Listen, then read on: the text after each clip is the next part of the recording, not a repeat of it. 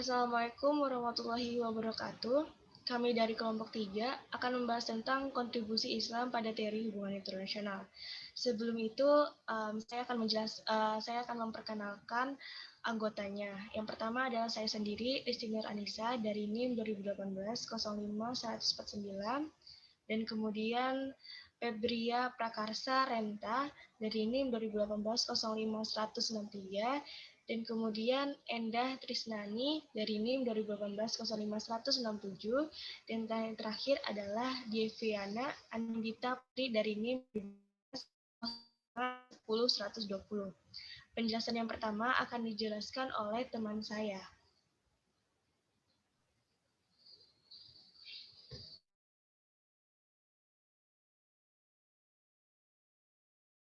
Fondasi Eurosentris.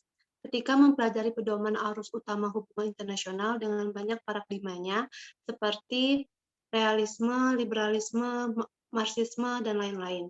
Orang lain mungkin berasumsi bahwa sebagai bidang akademis, HI didasari pada pemahaman bahwa HI tidak terbuka untuk non-Barat, seperti yang ditunjukkan oleh S. Said sejak tahun 1970, Muslim telah menunjukkan minat yang dalam pada kanon politik Barat, meskipun sebagian besar kepentingan ini belum dibalas oleh para pemikir politik Barat dan berakhir mengabaikan pemikiran politik Muslim.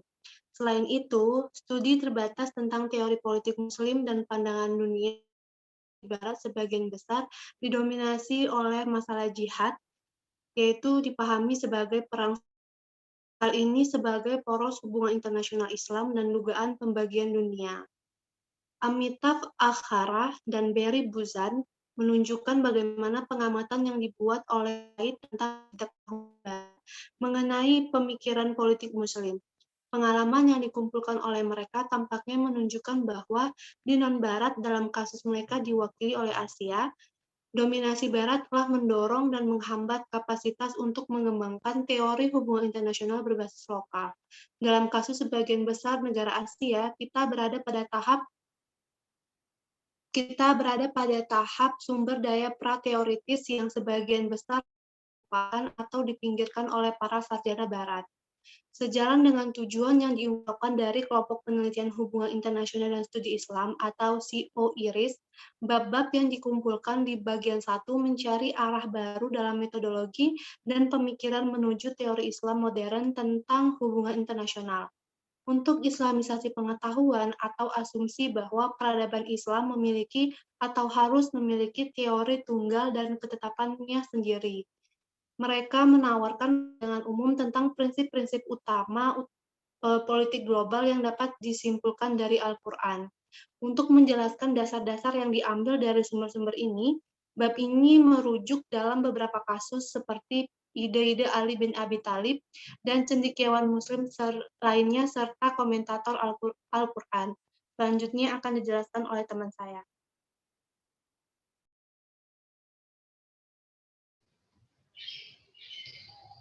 Kemudian dasar-dasar Islam di hubungan internasional. Sebelum memasuki tersebut, saya akan menjelaskan. Fundamental adalah ajaran keyakinan yang tidak dapat diubah yang membentuk substruk intelektual dan doktrinal bagi Muslim.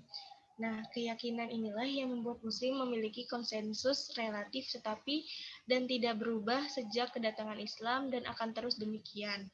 Nah, adanya prinsip dapat didasarkan pada dasar-dasar tersebut, dan teori dapat dikembangkan berdasarkan prinsip-prinsip tersebut. Istilah mengacu pada hubungan negara muslim satu sama lain dan dengan negara non-muslim. Secara alami, hubungan politik yang mengatur hubungan lain mendapatkan sebuah prioritas. Nah, kemudian memasuki fundamental, epistemik, dan kognitif. Nah, fundamental dan kognitif adalah prinsip intelektual dan doktrinal manusia yang membentuk sikap dan perilaku mereka. Interaksi antar negara yang akan didasarkan pada sikap, perilaku, dan interpretasi yang sama. Dasar epistemik dan kognitif dari para pemimpin dan sistem politik membentuk substruk pembuatan kebijakan dalam hubungan internasional, seperti sikap hormat terhadap semua manusia, keaslian dan persamaan asli manusia, dan pengakuan pluralitas agama sebagai kenyataan. Sikap hormat terhadap semua manusia, menurut Javadi Amoli, seorang ulama Muslim muka, percaya bahwa martabat manusia tidak dapat dikelompokkan di bawah iktibariyat, tetapi merupakan realitas yang tidak dapat disangkal, seperti martabat malaikat dan Al-Quran, dan semua ini manifestasi martabat ilahi. Manusia yang saling berinteraksi dalam percaturan hubungan internasional adalah manusia yang sama yang telah diberikan martabat oleh Tuhan, dan mereka hanya dibagi menjadi beberapa negara. Kemudian keaslian manusia yaitu keinginan bebas dan pilihan bebas. Al-Quran secara tegas menyatakan bahwa jika Tuhan menghendaki, Dia bisa saja menciptakan semua manusia sebagai orang yang beriman atau Muslim. Tetapi Tuhan ingin membiarkan mereka bebas memilih jalannya sendiri dan menghadapi konsekuensinya. Inilah salah satu cikal bakal munculnya berbagai bangsa di percaturan hubungan internasional. Berdasarkan sudut pandang Islam ini, tidak ada negara yang berhak memaksa negara atau bangsa lain untuk mengikuti jalan yang diinginkannya. Kemudian, keserataan asli manusia. Jadi dalam konflik dari pernyataan ini ada 4 kelompok yang menyatakan alasan yang menunjukkan bahwa dari sudut pandang Islam semua manusia pada awalnya sama. Dalam kelompok pertama dikatakan bahwa menurut Al-Quran semua manusia pada awalnya adalah satu komunitas. Dan lain dalam Al-Quran disebutkan bahwa jika Tuhan menghendaki, Dia bisa saja menciptakan semua manusia dalam bentuk satu bangsa dan menciptakan yang mirip satu sama lain dan dengan keyakinan dan sikap sama. Tetap Dia dan kemudian alasan kelompok kedua menunjukkan bahwa jika Tuhan menghendaki, Dia bisa saja menciptakan menjadikan semua manusia beriman atau muslim yang soleh. Tetapi Tuhan ingin menciptakan mereka berbeda dan membiarkan mereka memilih jalan mereka sendiri secara bebas dan secara alami menghadapi hasil pilihan di akhirat. Dan kemudian alasan kelompok ketiga dikatakan bahwa bertindak dengan cara yang benar dan manusiawi dan menjadi orang benar memiliki nilai dan kepentingan yang besar terlepas dari agama seseorang. Kemudian kelompok yang keempat mencakup alasan yang menunjukkan martabat yang melekat pada manusia, yang mana menurut Al-Quran ketika menciptakan manusia, Tuhan menghembuskan jiwanya ke dalam tubuh manusia dan menganugerahkan martabat kepadanya buat lebih unggul dari makhluk lain. Tidak ada ras tertentu atau penganut agama tertentu atau ideologi politik dan sosial yang merupakan satu-satunya penerima roh Tuhan.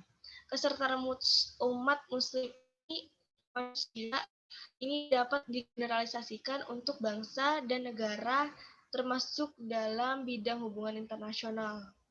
Dan kemudian pengakuan pluralitas agama sebagai kenyataan.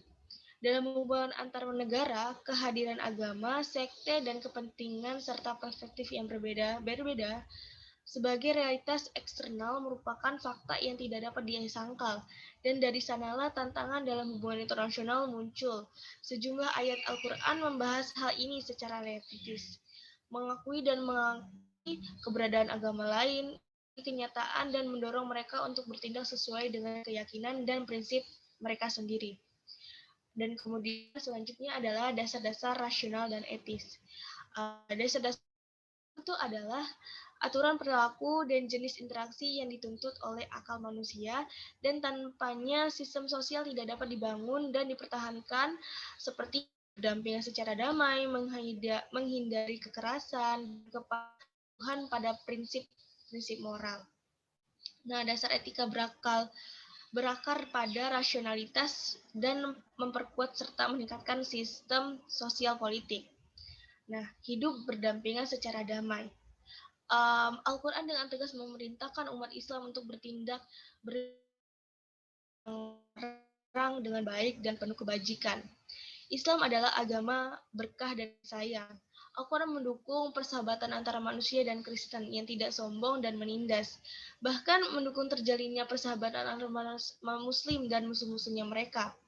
Oleh karena itu, dan beralih ke hubungan internasional, dapat disimpulkan bahwa negara-negara non-Muslim tidak dianggap musuh oleh Al-Quran, dan bahwa menjalin hubungan dengan mereka itu tuh mudah dan bahkan lebih penting serta diperlukan. Baik, selanjutnya akan dijelaskan oleh teman saya. Baik, saya akan meneruskan. Selanjutnya adalah kontras antara kekerasan dan esensi. Pikiran politik Islam pada dasarnya tidak dapat didamaikan dengan kekerasan dan pertumpahan darah karena beberapa alasan. Yang pertama, tujuan utama kekuasaan dan pemerintahan dalam Islam adalah untuk mendidik orang dan membantu manusia menuju jalan yang kesempurnaan dan transendensi untuk mencapai kebahagiaan dunia dan akhirat. Nah, solusi untuk meningkatkan wawasan manusia adalah masalah epistemik. Yang paling penting adalah dan yang paling baik yang dapat dicapai adalah lingkungan yang damai dan rasional. Selanjutnya, pemikiran politik Islam bertumpu pada persoalan dan nilai moral, serta tujuan untuk mewujudkan nilai-nilai moral, kemanusiaan, dan ketuhanan dalam masyarakat. Jadi, kekerasan dianggap sebagai pada dasarnya tidak bermoral. Selanjutnya, ciri-ciri utama pemikiran politik Islam dan tujuan terpentingnya dalam politik adalah menyuarakan keadilan dan perlindungan hak di tingkat domestik dan internasional. Pemenuhan kedua tujuan ini bergantung pada masyarakat lokal maupun internasional. Maka dari itu, masyarakat lokal dan aktor internasional harus memajukan keadilan. Dan yang terakhir adalah, menurut Islam, kekuasaan dan pemerintahan bukanlah tujuan, tetapi hanya sarana untuk mencapai tujuan yang lebih penting. Tujuan yang lebih penting yang dimaksud adalah keadilan dan hak. Selanjutnya adalah perang dan jihad dalam Islam. Semua ayat dalam Al-Quran tentang perang dan jihad dimaksudkan untuk tujuan pertahanan dan tidak satupun ayat-ayat tersebut mendorong kekerasan dan perang.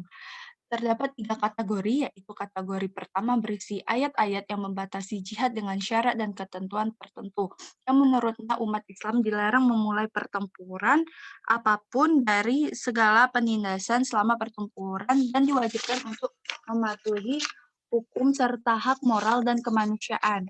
Yang selanjutnya adalah kategori yang berisikan ayat-ayat mendorong umat Islam untuk berjihad tanpa syarat. Ada kedua hal yang perlu diperhatikan sehubungan dengan ayat ini. Pertama, berdasarkan kaidah dan prinsip Al-Quran.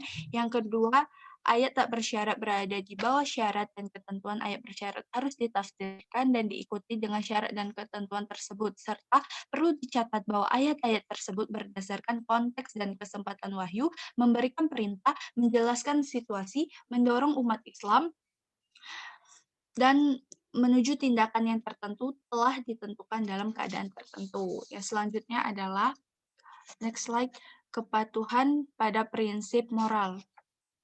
Allah Subhanahu wa Ta'ala hanya mengutus Nabi dalam misi untuk menangani masalah dan mencapai tujuan yang sangat penting bagi manusia.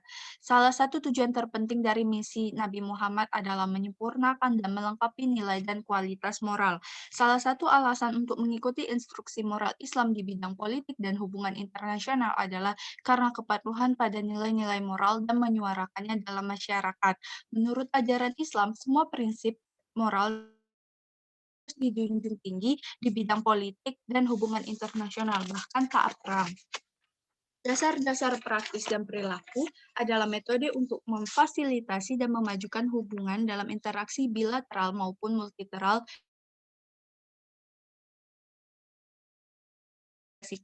dapat diambil dari Al-Quran dan As-Sunnah yang dibahas dalam dialog, kesepakatan dan perjanjian, kegiatan dan hak, pembalasan dan pembaharuan kekuatan untuk tujuan pencegahan. Saya akan membahas tentang dialog. Dialog dapat berlangsung pada 4 tingkat dan 4 tujuan. Dialog tingkat pertama dapat dilakukan untuk mengenali dan mendapatkan pemahaman yang lebih baik tentang pihak yang berlawanan untuk mencapai solusi yang lebih akurat. Dialog tingkat kedua tercapai untuk mencapai kesepakatan tentang prinsip-prinsip dasar dan fundamental. Dilanjutkan, dialog ketiga adalah berusaha untuk mengidentifikasi kesamaan untuk kerjasama. Dan tingkat dialog yang terakhir adalah bertujuan politik dan sosial dengan tujuan untuk mencapai kerjasama yang lebih baik. Baik, selanjutnya akan disambung dijelaskan oleh rekan saya.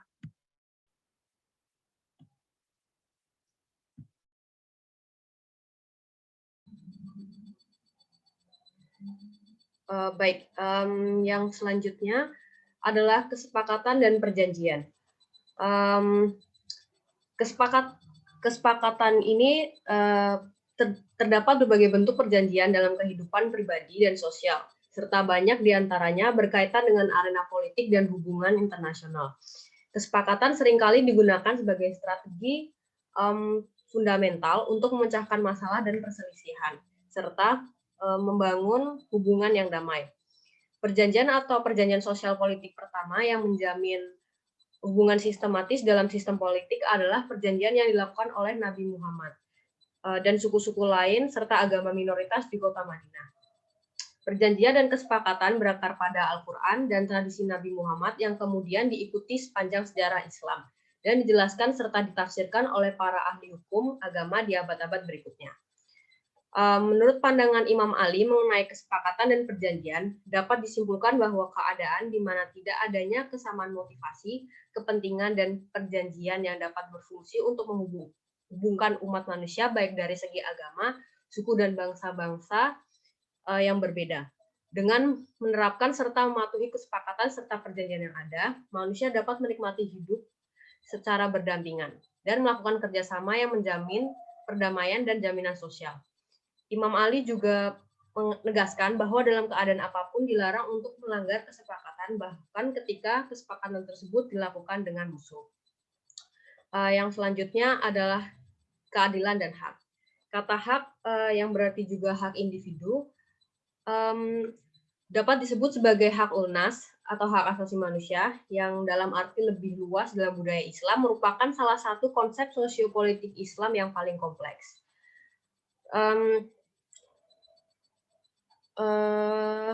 Umat Muslim percaya bahwa Nabi Muhammad adalah manusia yang paling terkemuka dan terhormat, selalu memberikan perhatian yang besar untuk melindungi hak orang lain dan berusaha untuk tidak melanggar hak-hak siapapun.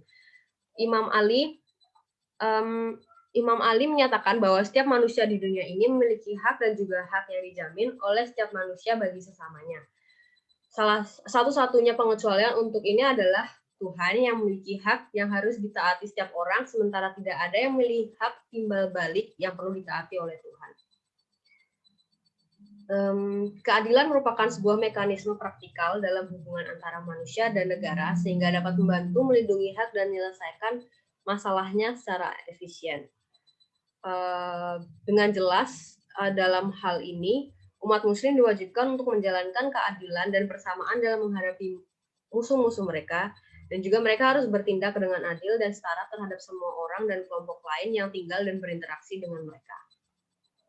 Yang selanjutnya adalah pembalasan. Pembalasan merupakan sesuatu yang masuk di antara prinsip-prinsip Islam dalam hubungan internasional. Tapi yang penting adalah prinsip ini tidak mutlak dan harus diterapkan dalam kerangka moral. Oleh karena itu, pembalasan tidak diperbolehkan dalam semua jenis keadaan. Seperti yang telah ditekankan dalam Al-Quran, Muslim harus menjalankan keadilan bahkan dalam pembalasan sekalipun. Lebih lanjut, Al-Quran dengan jelas menyatakan bahwa jika suatu kelompok menindas dan dengan penuh dendam mencegah umat Islam pergi ke Masjidil Haram, mereka tidak diperbolehkan membalas dengan cara yang sama, tetapi harus mencoba untuk menunjukkan kebaikan dan kebajikan serta menghindari kebencian, permusuhan, dan penindasan. Prinsip balas dendam dalam Islam dapat diartikan sebagai strategi penting yang menekankan bahwa seseorang tidak boleh menindas orang lain dan membiarkan dirinya ditindas oleh orang lain. Yang selanjutnya ada pembaruan kekuatan untuk tujuan pencegahan. Dalam sebuah ayat dari Al-Quran dikatakan dengan jelas bahwa Muslim sebaiknya memperkuat kekuatan militer mereka sebagai tindakan pencegahan. Ayat yang sama menekankan bahwa penguatan tersebut hanya untuk menakut-nakuti musuh dan memiliki tujuan bertahan. Hal ini dapat dianggap sejalan dengan strategi Islam untuk tidak pernah menindas orang lain atau membiarkan diri ditindas oleh orang lain. Dari perspektif ini dapat dikatakan bahwa produksi material militer sebagai tindakan pencegahan dengan memanfaatkan kemajuan dan teknologi terkini adalah wajar dan dapat diterima dari perspektif Islam. Namun, situasi yang ideal adalah saat kesempurnaan intelektual dan spiritual manusia menyebabkan semua negara menghentikan militerisme sama sekali. Yang terakhir adalah kesimpulan dari presentasi kami.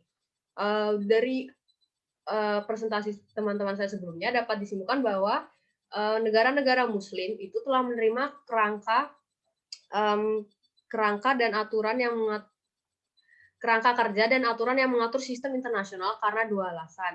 Yang pertama, negara-negara Muslim tidak termasuk negara maju dalam beberapa tahun terakhir dan tidak memiliki peran aktif dalam perkembangan global dan internasional akhir-akhir ini.